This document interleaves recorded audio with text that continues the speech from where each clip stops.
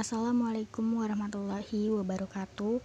Perkenalkan, kami dari kelompok 6 yang beranggotakan Arini Dewianti, Moh Sundus, dan Nabila Amatullah AP. Kali ini kami akan mempresentasikan bab 8, yaitu Tata Kelola Lembaga Keuangan Syariah. Sejak munculnya Lembaga Keuangan Syariah Islam pada tahun 1976, Faisal Islamic Bank of Egypt mendirikan Komite Syariah Internal. Terbentuklah badan internasional seperti AAOIFI dan IFSB yang mengeluarkan pedoman tata kelola syariah dalam meningkatkan praktik syariah di tingkat institusi ataupun nasional. Pedoman tata kelola syariah terfokus pada tanggung jawab Komite Syariah untuk memastikan kepatuhan syariah dari semua aspek lembaga keuangan Islam. Konsep dasar tata kelola perusahaan yang baik atau Good Corporate Governance. Definisi Good Corporate Governance atau Corporate Governance atau tata kelola perusahaan adalah sistem hak proses dan kontrol secara keseluruhan yang diterapkan secara internal maupun eksternal atas manajemen sebuah entitas bisnis dengan tujuan melindungi kepentingan semua stakeholder. Istilah corporate governance pertama kali diperkenalkan oleh Cadbury Committee tahun 1992 dalam laporannya yang dikenal sebagai Cadbury Report. Perusahaan atau korporasi dapat dipandang dari dua teori, yaitu sebagai berikut. Pertama, teori pemegang saham. Perusahaan didirikan dan dijalankan untuk tujuan memaksimumkan kesejahteraan pemilik atau pemegang saham sebagai akibat dari investasi yang dilakukannya. Definisi corporate governance yang berdasar pada shareholding theory diberikan oleh Mox dan Minow pada tahun 1995, yaitu hubungan berbagai partisipan atau pemilik, investor, dan manajemen dalam menentukan arah dan kinerja perusahaan. Yang kedua adalah teori stakeholder. Teori ini sering disebut sebagai teori perusahaan klasik yang sudah diperkenalkan oleh Adam Smith pada tahun 1976. Stakeholding teori diperkenalkan oleh Freeman yang menyatakan bahwa perusahaan adalah organ yang berhubungan dengan pihak lain yang berkepentingan, baik yang ada di dalam perusahaan maupun di luar perusahaan. Definisi stakeholder ini termasuk karyawan, pelanggan, kreditur, supplier, dan masyarakat sekitar perusahaan tersebut beroperasi. Good corporate governance adalah prinsip kooperasi yang sehat dan perlu diterapkan dalam pengelolaan perusahaan yang dilaksanakan untuk menjaga kepentingan perusahaan dalam rangka mencapai maksud dan tujuan perusahaan. Berdasarkan semua definisi tersebut, jelas bahwa corporate governance merupakan upaya yang dilakukan oleh semua pihak berkepentingan dengan perusahaan untuk menjalankan usaha secara baik sesuai dengan hak dan kewajiban masing-masing. Ada 5 komponen utama yang diperlukan dalam konsep good corporate governance. Yang pertama adalah fairness atau keadilan, accountability atau akuntabilitas, transparan. Yang keempat, responsibility, tanggung jawab, dan yang terakhir, profesional. Kelima komponen tersebut penting karena penerapan prinsip Good Corporate Governance secara konsisten terbukti dapat meningkatkan kualitas laporan keuangan dan juga dapat menjadi penghambat aktivitas rekayasa kinerja yang mengakibatkan laporan keuangan tidak menggambarkan nilai fundamental perusahaan. Dan tujuan utama dari Good Corporate Governance adalah sebagai berikut. Yang pertama, menciptakan sistem pengendalian dan keseimbangan. 2. Mencegah penyalahgunaan sumber daya perusahaan. Yang ketiga, mendorong terjadinya pertumbuhan perusahaan.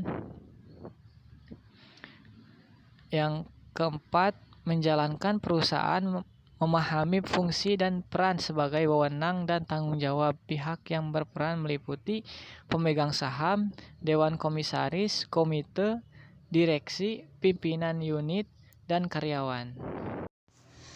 B. Penerapan prinsip-prinsip good corporate governance. Yang pertama ada kewajaran dan kesetaraan atau fairness. Setiap keputusan yang diambil senantiasa memperhatikan kepentingan pemegang saham mayoritas dan memberikan perlindungan kepada pemegang saham minoritas dan stakeholder lainnya dari rekayasa dan transaksi yang bertentangan dengan peraturan perundang-undangan yang berlaku. Yang kedua, ada akuntabilitas atau accountability, yaitu jajaran manajemen memastikan pengelolaan perusahaan dilakukan secara benar, terukur, dan sesuai dengan kepentingan perusahaan dengan tetap memperhitungkan kepentingan pemegang saham dan pemangku kepentingan lainnya. Yang ketiga, ada profesional. Manajemen dan seluruh individu dalam perusahaan memiliki kompetensi, mampu bertindak objektif dan bebas dari pengaruh atau tekanan dari pihak manapun, independen, serta memiliki komitmen yang tinggi untuk mengembangkan perusahaan. Yang keempat, ada keterbukaan atau transparansi. Perusahaan memiliki inisiatif dalam pengungkapan informasi materi dan relevan, baik yang diisyaratkan oleh peraturan perundang-undangan serta informasi penting lainnya yang dapat memengaruhi pengambilan keputusan oleh pemegang saham, kreditur, dan stakeholder lainnya. Informasi tersebut disampaikan dengan cepat, akurat, dan mudah diakses oleh siapapun dan kepada pihak-pihak lainnya sebagaimana ketentuan hukum yang berlaku secara tepat waktu. Yang kelima, ada pertanggungjawaban atau responsibility, yaitu perusahaan memastikan pengelolaan usaha telah sesuai dengan peraturan perundang-undangan yang berlaku, prinsip-prinsip pengelolaan perusahaan yang sehat, termasuk juga prinsip-prinsip syariah. C. Implementasi good corporate governance di lembaga keuangan syariah. Implementasi prinsip-prinsip good corporate governance memberikan implikasi positif bagi setiap perusahaan dan pemerintah. Ada beberapa lembaga tertentu yang bersifat tidak terikat dan tidak memaksa untuk memberikan penilaian, peringkat, penghargaan, dan melakukan penelitian kepada setiap perusahaan atau setiap negara yang telah mengimplementasikan prinsip good corporate governance atau karena implikasi dari implementasi prinsip good corporate governance. Di Indonesia, kesadaran dan keseriusan terhadap upaya pemerataan implementasi prinsip-prinsip good corporate governance sudah dilakukan oleh pemerintah. Akan tetapi, penilaian penerapan prinsip-prinsip good corporate governance di Indonesia masih memiliki berbagai kekurangan, sehingga membutuhkan waktu dan komitmen yang lebih serius agar pencapaian dan implementasi dapat dirasakan secara merata, serta memberikan implikasi yang positif. D. Perbandingan kinerja bank syariah dan bank konvensional.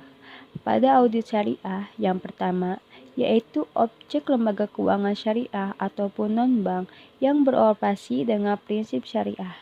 Yang kedua, mengharuskan adanya peran DPS. Yang ketiga, audit dilakukan oleh auditor bersertifikat, yaitu Sertifikat Akuntansi Syariah atau SAS. Yang keempat, standar audit AAOIPI. Yang kelima, opini berisi tentang Syariah compliance atau tidaknya lembaga keuangan syariah. Pada audit konvensional, yang pertama, objek lembaga keuangan bank ataupun non-bank yang tidak beroperasi berdasarkan prinsip syariah. Yang kedua, tidak ada peran pengawas syariah. Yang ketiga, tanpa ketentuan sertifikat SAS. Yang keempat, standar audit IAI. Yang kelima, opini berisi tentang kewajaran dan tidaknya atas penyajian laporan keuangan perusahaan. Peran Dewan Pengawas Syariah. Dewan Pengawas Syariah adalah lapisan tambahan dalam struktur dewan untuk melakukan pemantauan dan pengawasan terhadap kegiatan operasional bank syariah.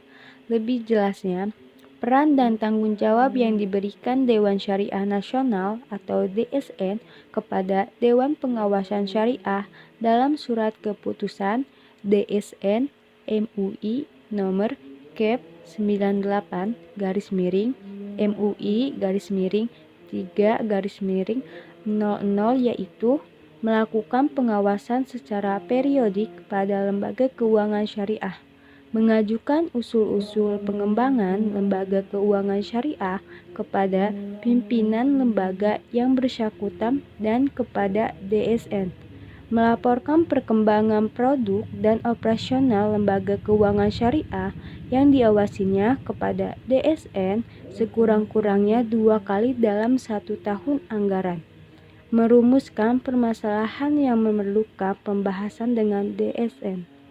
Keunggulan lembaga keuangan syariah pada sistem multi-layer governance dengan single layer governance seperti yang ada di bank konvensional.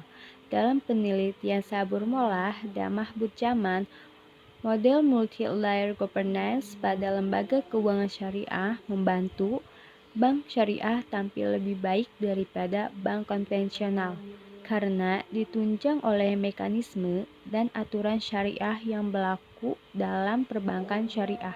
Selain itu, Dewan Pengawas Syariah memiliki dampak positif pada kinerja bank syariah.